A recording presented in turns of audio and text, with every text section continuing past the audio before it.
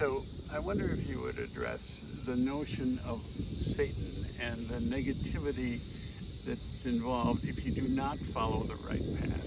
Would you focus on that, please? Yes, sure. This is an excellent question, actually. In order to answer that, we have to just go back a little bit more is about the creation. And Allah tells us in the Quran, and Christians have similar notion as well.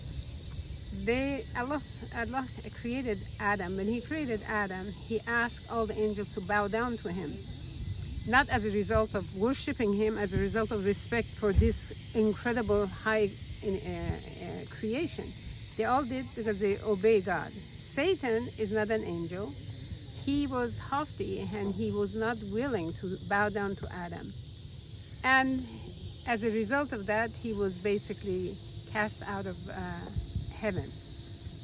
In the meantime, God tells Adam, and then God created Eve, his wife, and He told them, warn them that you can have anything that you want except this particular tree. Do not eat of this. But he warned them of Satan. Satan can deceive you.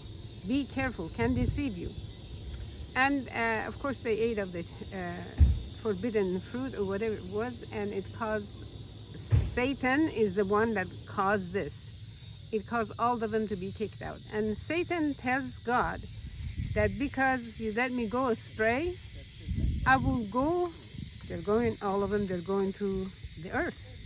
I will go to their left, to their left, to their right, left, front, and the back, and I will deceive them, I would misguide them, except those who believe. Because Satan knew that his power is only towards those who disbelieve. Of course, disbelief has a lot of grades. You know, it could be a real disbeliever, it could be a little bit weak in the faith. So Satan, ever since the creation, he has done his best to misguide people. So in order for God knew this is going to happen. In order for him to protect human being, he sent prophets. He sent guidance from beginning with Adam himself. Believe in him as a prophet. He sent prophets from Adam all the way to Prophet Muhammad. We have Adam, we have Noah, we have Moses, we have Abraham, we have Jesus. All of them came to tell people worship only one God. On the other hand, Satan and his hosts are very busy trying to tell people to do injustice. So in order for God to give us the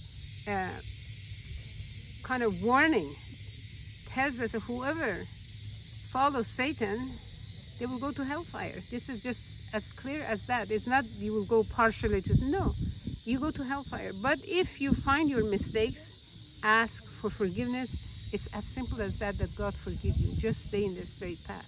So Satan will do anything that he can to misguide us.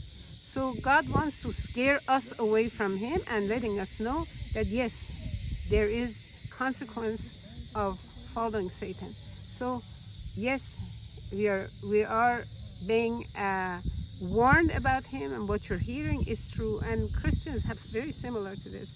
So do we want to follow the prophets, the scriptures, or do we want to follow Satan? The answer is up to us.